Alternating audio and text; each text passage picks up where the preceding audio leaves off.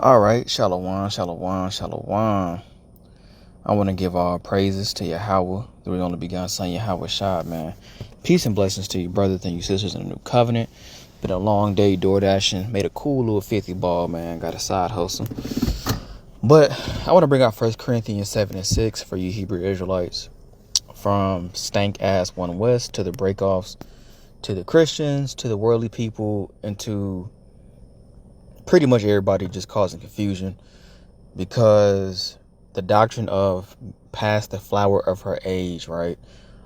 The majority of y'all keep equating skinny thin with righteous, and voluptuous, sexy, and top notch with whore, stuck up, and bougie, which is very simple minded. A lot of you brothers and a lot of these aquas operate in the spirit of being holier than thou, paranoia, and not understanding, man. Okay. The people go into 1 Corinthians 7. A lot of you Israelites and Christians use Paul for confusion, bro. Right? So I'm going to give y'all one example, but the main point is verse 36. See on the screen, we have beautiful actress Tamara, top notch. So there is difference also between a wife and a virgin. 1 Corinthians 7:34. The unmarried woman cared for the things of the Lord. So when you jump back up to verse 6, just to show y'all the context, Apostle Paul said, "But I speak this by permission and not of commandment." See that? So Paul is telling y'all that this is what his advice is, bro. Okay. But she that is married careth for the things of the world, how she may please her husband. That's talking about basic survival needs, bro. Paul's not telling you you're sinning and you're in the world. What does it mean to care for the things of the world? Basic hygiene, taking care of your man, taking care of your family, bro, which is actually, Paul said in Ephesians 5, for the wives to love their husbands and husbands to love their wives. That's why y'all can't understand Paul. Because a lot of you wicked Gen X women, boomers, Gen Z, everybody, you skank, Planned Parenthood niggas, bro. Find excuses to preach divorce and preach separation, man. But when it says, but she that is married careth for the things of the world, how she may please her husband, right? You care how you take care of your bills, man, because the bills are of the world. You care about how, you take care of your carnal daily necessities, bro. Paul's not telling the woman that she's in the world and she's going to hell. No. 1 Corinthians 7:35. Apostle Paul from the tribe of Benjamin, a Hebrew Israelite, he's going to clear this up. And this I speak for your own profit, man. He didn't say, oh, you sinning. He didn't say you going off. For you GMS, IUIC, GOCC, ISUPK, the breakoffs, right? Quit trying to turn the Bible into some dirty skank, militant nonsense, bro. But for that which is comely, meaning beautiful, beauty is a sin, and that ye may attend upon the Lord without distraction. Paul was like, look, you have a easier workload for a lot of beloveds when you just focus on the ministry, bro. He's not telling you you're sinning. But this is not the point of the lesson. That's just to show y'all don't understand context. 1 Corinthians 7:36. All right. This is a cut to you niggas who have this mindset of fat women equals virtuous, fat and good woman equals virtuous, skinny woman equals virtuous, head wrap equals virtuous. I seen a fat Asian woman today, a skinny Hispanic woman. I still wasn't attracted to that shit. And a skinny Israelite woman. Y'all think like demonic minions, bro, and you don't operate as a royalty, bro. All right, being very surface level. And y'all got to understand, the Heavenly Father is a God, bro. He's immortal. So y'all think on a very, very, very low level, man. And y'all try to come in the way and like block people. But if any man, 1 Corinthians 7:36, but if any man think that he behaveth himself uncomely towards his virgin, if she pass the flower of her age, and need so require, Let him do what he will. He sinneth not. No, he going off. He sinneth not. No, he in the world. He sinneth not. No, that's how you talk about. He sinneth not. Let them marry. Right? Niggas always want to just be animals, man. Like, y'all don't want to conquer the dime pieces and virtuousness. Y'all don't want to think about pretty much the kingdom, bro, the future. Not on no GMS nonsense, but just on some, having a standard, bro. Or just, making things make sense. Everything with y'all is settling, and that's all you talk about. Nah, man. So, to act unbecomingly, to behave self-uncomely, that means what? Contextually, to prepare disgrace for her. You finding a reason to be condescending to your shawty, bruh. And your shawty's supposed to be on point. See that? So that's the first context. Behaving himself uncomely. All right, let's repeat it again. It says contextually to prepare disgrace for her. Right?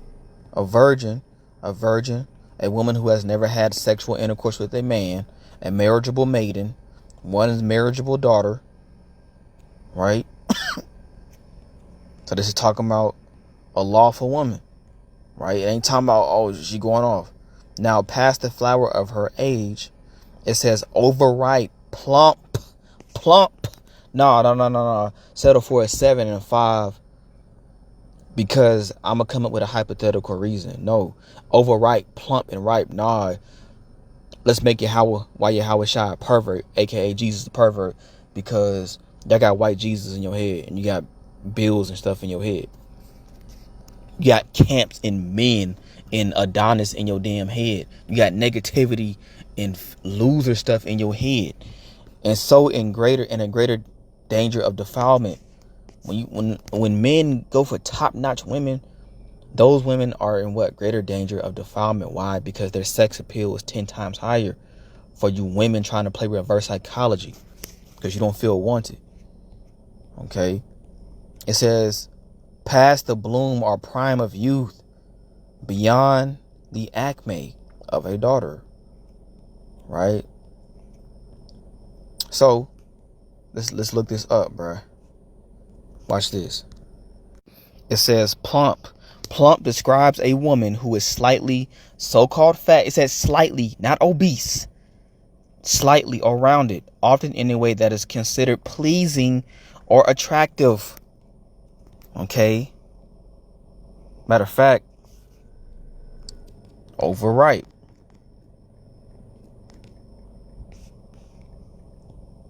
Overripe. Right? Hold on.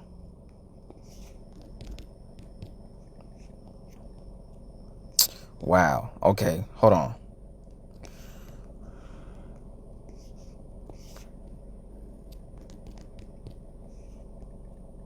So, the term ripe woman is a figurative expression, not a literal age-based classification for you slave-minded weirdos who don't believe in love. It generally describes a woman who is mature. Not, I'm a lawyer and I got an 800 credit, bro. We ain't talking about no stiff nonsense when it comes to being an Israelite, man. In the new covenant. This is for the 144,000. Experienced and potentially wise. Okay, much like a fruit that is fully developed. Fully developed, bro. Not skinny, thin, 14-year-old girls, 12-year-old girls, and ready to be enjoyed, bro. Not women who just... And also, let me clarify. Just because you got a Coke bottle figure don't mean you're the complete package.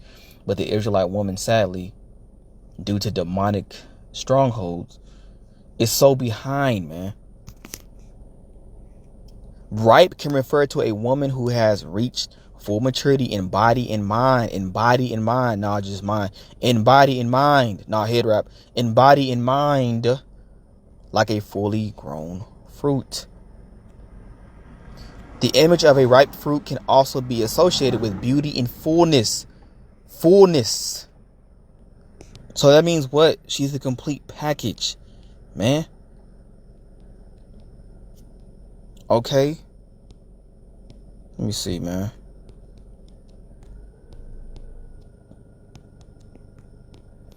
I'm trying to do this before I go back home, man.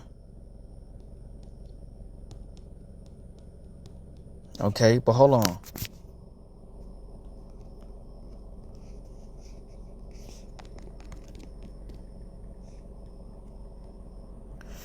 The term right woman in a sexual context often refers to a woman who is perceived as sexually desirable.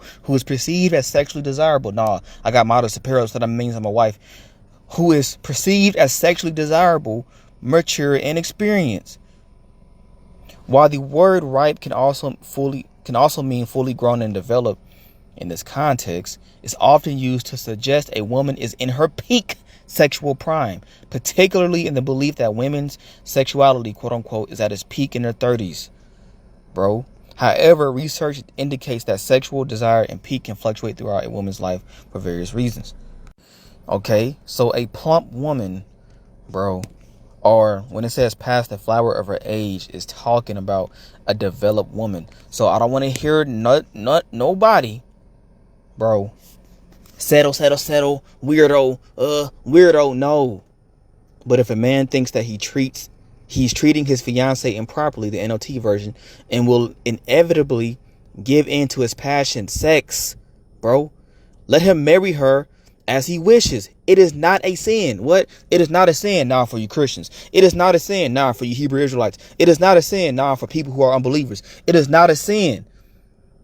Let's read that again. But if a man thinks that he's treating his fiance improperly, not pumping and dumping and then settling down, vice versa, and will inevitably give into his passion, let him marry her as he wishes. It is not a sin, bro. But if he has decided firmly not to marry and there is no urgency and he can't control his passion, sexual passion, he does well not to marry, bro. That's why in verse 40, let's read it for you Hebrew Israelites from GMS. I don't care who it is. Everybody, bro. But in my opinion, the law. But in my opinion, that's modest apparel. Brother, you have a lust demon. You're proud. You're a whoremonger. You're a pimp. But in my opinion, it would be better for her to stay single. That's his opinion, bro. And I think I am giving you counsel from Yahweh's Spirit when I say this. He said he thinks in the NLT version. Let's read this for the 5th time for you slow motherfuckers. But if a man thinks that he's treating his fiancée improperly and will inevitably give in to his passion, let him marry her as he wishes. It is not a sin. So it's talking about righteous duties, man, even in the new covenant, bro, for you stankalites. So stop speaking in my ear and get mad because you see duties, man. Let me show y'all another example of a plump woman. Okay, Bria Miles, a plump woman, bro. Okay, top notch. Okay, Swadey, a plump woman. Okay, whoever, Kiki, that's her Instagram name, a developed woman. This is a developed woman, not little ass girl, bro. That's why in Song of Solomon 8, the NLT version, okay, in the NLT version, we have a little sister too young to have breast, right? She's not developed. What will we do for our sister, right, if someone asks to marry her? Bro, matter of fact, let's get the King James, man. Okay. We have a little sister, and she hath no breast. What shall we do for our sister in the day when she shall be spoken for? Right? Because even in Song of Solomon knew the game, bro. Y'all niggas, like, y'all just like to lie on God. Y'all are a bunch of liars, bro. You don't enjoy the beauty, bro. And yes, she doesn't have on a decorous garment, but I'm not over righteous. This is an example for you slow Israelites, bro. Okay, nobody care about that dull shit. A wall of protection, walled protection. Okay, I'm trying to go to the strong Chaldee lexicon. Okay. So when you go to verse 10, Song of Solomon 8-10, all right, for you weirdos, okay, I am a wall. Let me get a woman with breasts. Hold on. Okay, so Song of Solomon 8-10, I'm a wall, and my breasts like towers, bro. Okay, then was I in his eyes as one that found favor, bro. She didn't find favor just by being thin and, you know, fat, however you're built. But the fact that the Hebrew Israelite community, bro, they don't make an effort to look like this, bro, because of the false doctrines of the camps, like towers, elevated stage, pulpit raised. That mean her breasts are very firm, bro. Right? When you find favor, completeness, soundness, peace, right? Friendship. Okay. Yes, she's showing cleavage, bro. But quit being over righteous, bro. See that? Developed, not 12-year-olds, not skinny thin, bruh. For you weirdos, these are man. Like, come on, bruh.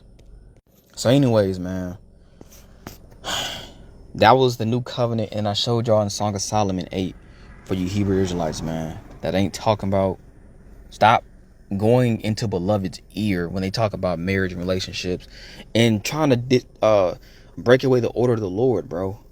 Because you don't find joy and completeness in marriage, and our salvation not guaranteed either. And then y'all want to sit up there and deprive, man. Y'all gotta go, right? We don't care about studs, lesbians, all this ugly shit, man.